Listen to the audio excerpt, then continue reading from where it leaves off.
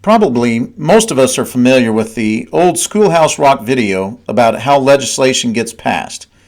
I'm just a bill sitting here on Capitol Hill.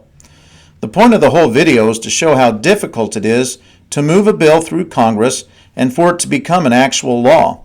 This video focuses on one of the most important bills ever passed into legislation in regard to the life and breath of our agency, the Older Americans Act. We think there are aspects of the legislation critical for you to know, so we hope you find that this video does indeed help you to understand it better. The year is 1965. All sorts of civil rights legislation is being addressed and passed by Congress. Included with those critical bills is the Older Americans Act. Like with many things the government does, they passed the legislation, but they didn't give it any funding. As you might expect, nothing much happened after the initial passing of unfunded legislation. Finally, 8 years later, Congress put their money where their mouth was and provided some funding for the Older Americans Act.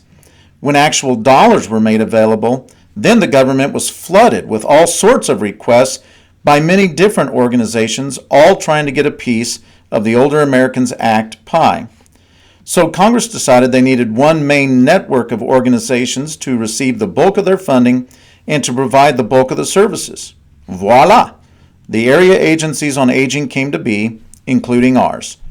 As you can see, we've been known by a few different names during our service, but we're very glad to be SeniorAge since 2016.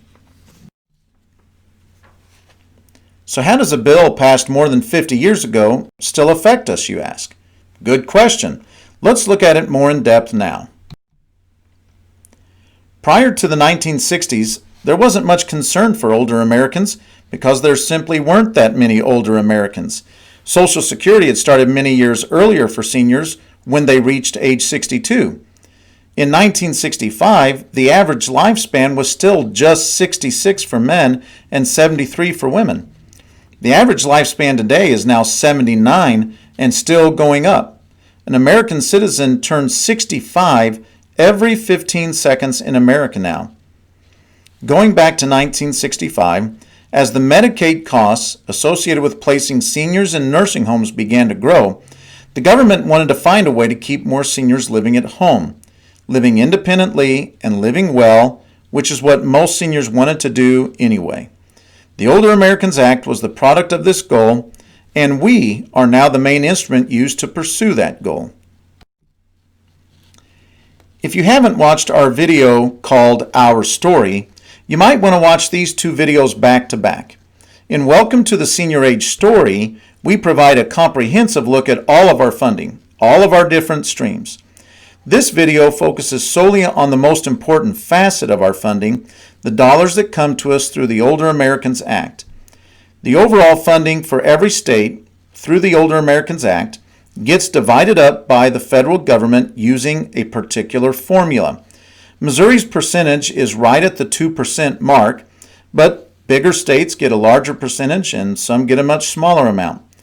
The state of Missouri then uses a different formula to divide up the state share with the other 9 AAAs.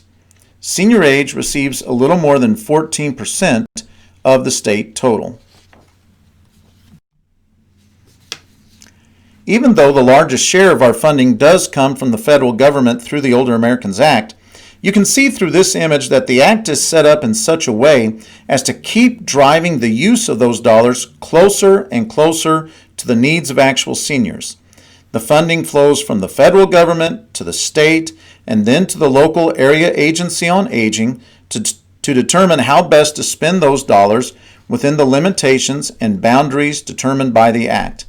For us, that means providing service to 17 counties in southwest Missouri, an area that includes both suburban and rural territories, poverty-stricken and more affluent populations, and some regions with a fair degree of diversity, and others that are much more unvarying. Stepping into SeniorAge, you will become eventually familiar with all of the programs listed on this slide. For you, they all exist together.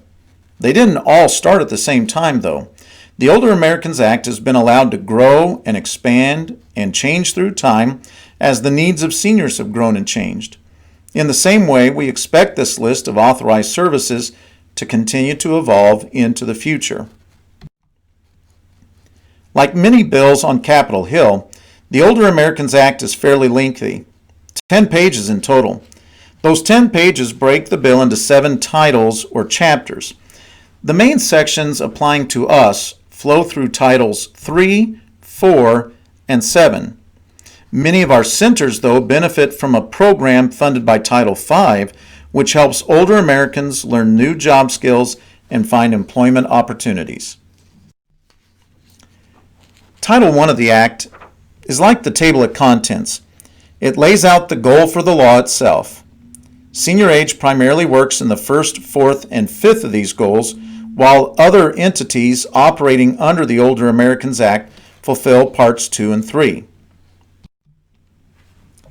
Title II mostly sets up the structure and administration of the Act.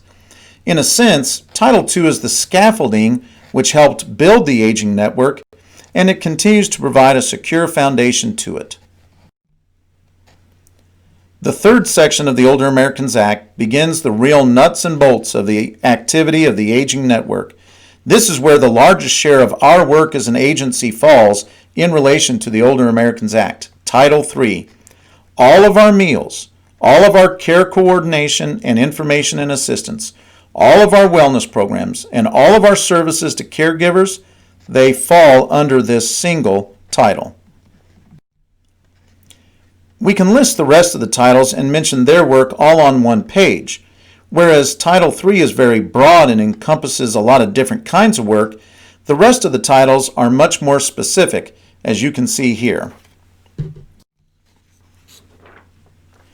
This slide puts all the puzzle pieces together. It starts in the upper left-hand corner with our agency becoming and remaining an area agency on aging.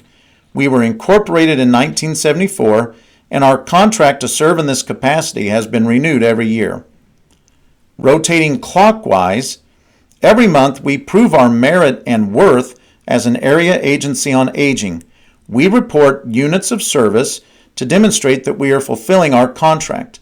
All of the work you do contributes to our units of service, whether that be in meals served, volunteers coordinated, classes offered, information and assistance provided, or any number of a dozen other things we do as an area agency on aging. It is critical that these units get reported in real time, as we only have 5 days after the end of the month to close out the month and then make our report to the state. If we're slow in turning in our units, the state will be slow in reimbursing us for our work, which can greatly affect our cash flow. None of us want that to happen. Once a year, the state also audits our organization to make sure that what we report is accurate and true. A whole team of auditors spends 2 to 3 weeks at our home office and in visiting some of our centers to make sure our system has no gaps and no leaks.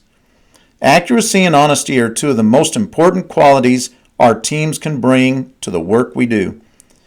In the bottom left-hand corner, the circle completes by bringing us back around to our contract with the state to be an official area agency on aging. Every 4 years, we submit a new area plan to the state. These area plans will carry forward the programs we believe are critical to our mission and the programs mandated by the government. But this is also our opportunity to propose new ideas and new opportunities for service to the government for the consideration in response to the changing needs of seniors. As mentioned before, federal funding is a major source of our funding, but not the sole source of our support. From the very beginning, Older Americans Act dollars were intended to serve as seed money, a magnet to attract monies from other sources as well. That federal money is paired with state and county dollars, contracted services like our provision of meals for the state Medicaid program, grants we pursue, and the contributions of our patrons. It's important to know that our services are not free. The support from the government gets us a long way down the road, but it comes nowhere close to funding all of our services by itself. We want to make sure patrons of our services know that they can contribute to the agency, and that their doing so helps us continue to serve them and others. If you add up all of these streams of funding, it equals 99%. That comes about, of course, because these are rounded percentages, but adding up to 99% does illustrate an important truth for us as well.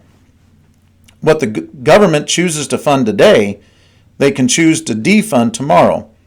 We have experienced cuts and withholds to our funding in multiple years during our agency's existence. This requires us to be nimble in our approach to service and requires us to be strong advocates for our funding and for the difference SeniorAge makes in the lives of thousands of seniors. You can see on this slide where our funding goes. It goes directly to the programs and services found in the Older Americans Act. We are very proud of the fact that less than 4% of our budget goes toward administration. The national average for nonprofits is between 15 and 25%. There's a reason that we're known and respected as the premier provider of senior services in Southwest Missouri. All told, the Older Americans Act has accomplished an incredible amount in its 50-plus years of existence. Unfortunately, even with all of these services provided, the estimate is that for every senior we serve, 9 more seniors could benefit from our services who aren't receiving them. And that number is growing every day as the senior population multiplies exponentially. We hope this overview of the Older Americans Act has proven helpful to you.